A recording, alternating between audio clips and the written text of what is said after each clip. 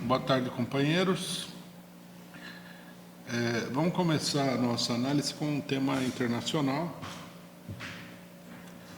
que é um tema importante, né? Embora a gente precise esperar um pouco para ver a situação se desenvolver. Estou me referindo à questão do Equador. Tá? Do Equador, depois do golpe de Estado branco executado pelo Lenín Moreno, né, que assumiu a presidência da República com um determinado programa, com uma determinada orientação e deu uma guinada de 180 graus, se transformando de candidato do nacionalismo burguês equatoriano em candidato do imperialismo. Né? O partido do ex-presidente Rafael Correa está no exterior, ele está sendo perseguido pela justiça no seu próprio país. Evidentemente que é uma perseguição ao estilo do que aconteceu com o ex-presidente Lula no Brasil, né, com a Lava Jato. O seu partido foi colocado na ilegalidade. O ex-presidente tentou concorrer como vice. Isso daí foi questionado pela justiça, quer dizer, um conjunto de acontecimentos para evitar a volta, né, do Partido Nacionalista Burguês no Equador. Esse é um padrão que se repete em todos os países da América Latina, uma manipulação do processo eleitoral para fazer com que os candidatos ligados ao imperialismo e à política neoliberal sejam vitoriosos, apesar de não ter voto suficiente para isso. Bom, a eleição mostrou isso daí, né, com toda a manipulação. O candidato do ex-presidente Rafael Correa ficou em primeiro lugar no primeiro turno das eleições, não conseguiu, né, o número de votos necessário para ir para o segundo turno. Ele teve a contagem dos votos ainda está incompleta, né? Ele terá, né, cerca de 32% dos votos, 30 e poucos por cento. Vamos ver a contagem final, que deve sair nos próximos dias. Na segunda colocação, nós temos dois candidatos direitistas, né? Um candidato que é representante, né, dito representante de um movimento indígena, e um candidato tradicional da direita, que é o candidato apoiado pelo atual presidente Lenín Moreno. Né? Esses dois candidatos estão virtualmente empatados em segundo turno, com virtualmente empatados no primeiro turno, no segundo lugar, com aproximadamente 20% dos votos. Nos próximos dias nós vamos ficar sabendo aí quem é que vai efetivamente para o segundo turno. Aqui, em primeiro lugar, né, é interessante destacar uma peculiaridade da eleição equatoriana. Né? Os dois candidatos que estão disputando o segundo lugar, os dois são candidatos de direita e candidatos apoiados pelo imperialismo. A novidade é que o candidato ecossocialista, né, e identitário indígena é o candidato preferido do imperialismo para o segundo turno. Né? Ele declarou ele mesmo, né, que ele tem o apoio dos Estados Unidos, do imperialismo norte-americano. Ele recebeu também entusiasticamente o apoio de países europeus, como a França e a Alemanha.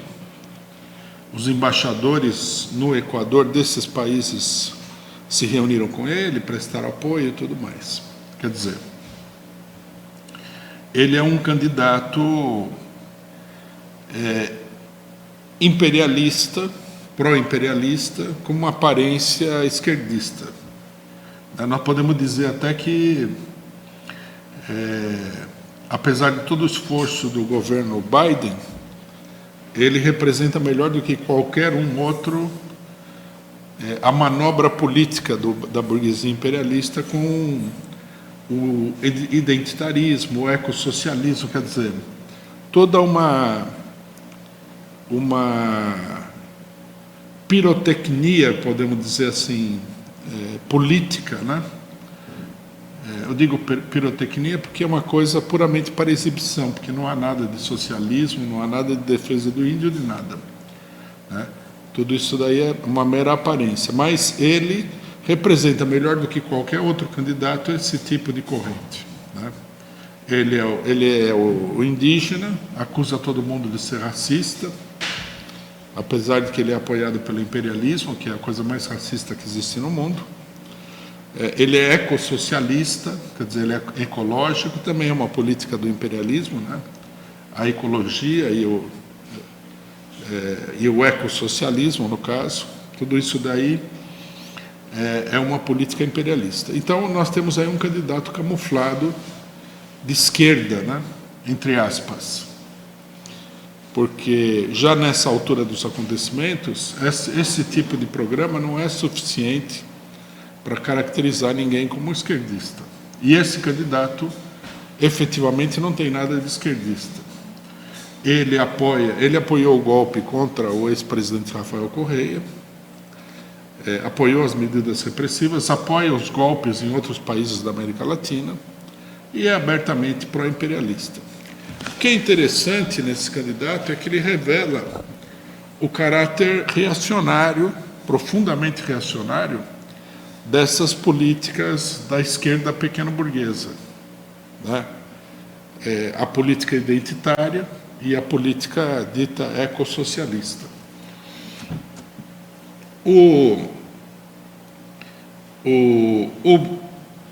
Já não é segredo para ninguém que, na ausência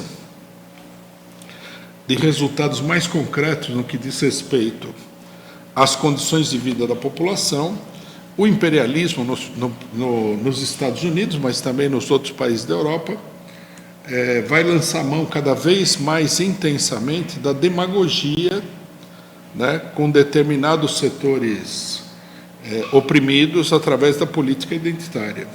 O Biden, ao mesmo tempo que ele já começa a bombardear países, a ameaçar a Rússia e a China em adotar uma política agressiva, ele tem como vice uma mulher que é negra, né? Já colocou aí na cabeça das operações militares norte-americanas um outro general negro, já colocou travesti no governo, etc. e tal, né? É preciso dizer com todas as letras que isso daí nada mais é do que uma tentativa de jogar fumaça nos olhos da população, né? Procurar paralisar o movimento de oposição ao governo, o movimento popular de oposição ao governo, com medidas puramente demagógicas, porque isso daí não significa absolutamente nada para a esmagadora maioria da população norte-americana. Como nós já dissemos aqui, o Biden foi o responsável o que é, né, depois das leis de segregação racial no sul dos Estados Unidos, o pior tipo de ataque à população negra norte-americana, que são as leis, né, de combate ao tráfico de drogas dentro dos Estados Unidos, que levaram ao encarceramento de cerca de 3 milhões de pessoas. Uma parcela muito expressiva, majoritária desses 3 milhões, sendo a população negra, e o ataque, né, que foi feito contra as drogas, logicamente, que foi um ataque dirigido diretamente contra as comunidades negras dos Estados Unidos. Então, ao mesmo tempo em que ele massacra os negros, né, dentro dos Estados Unidos, porque fora dos Estados Unidos o massacre é muito maior, ele coloca alguns negros selecionados, né, negros de estimação aí da burguesia, imposto-chave, que é para ver se ele consegue uma tolerância ou um apoio.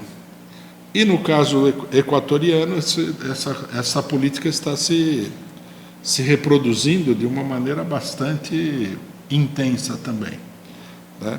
Vale a pena anotar isso daí. Vamos ver qual é o desdobramento das eleições, né? Provavelmente na próxima semana nós já vamos ter melhores elementos para julgar a situação, né? A princípio, tá? O quadro é, apesar da vitória, desfavorável para o Partido Nacionalista, porque os adversários têm mais voto do que ele. Mas isso daí, os adversários somados, logicamente, têm mais voto do que ele. Mas isso é uma coisa que pode mudar, né? Do primeiro para o segundo turno, nós vamos ver qual é o deslocamento dos votos. O fato é que o imperialismo está lançando aí todas as suas artimanhas para evitar a vitória do candidato correísta, né? Esse candidato também, nós temos que lembrar, não é o próprio Rafael Correia, não está subindo ao governo sobre a base de uma verdadeira sublevação popular, como foi o caso do Rafael Correia. Embora na Bolívia, no Equador tenha havido grandes mobilizações populares, né, isso não mudou essencialmente o quadro político do país.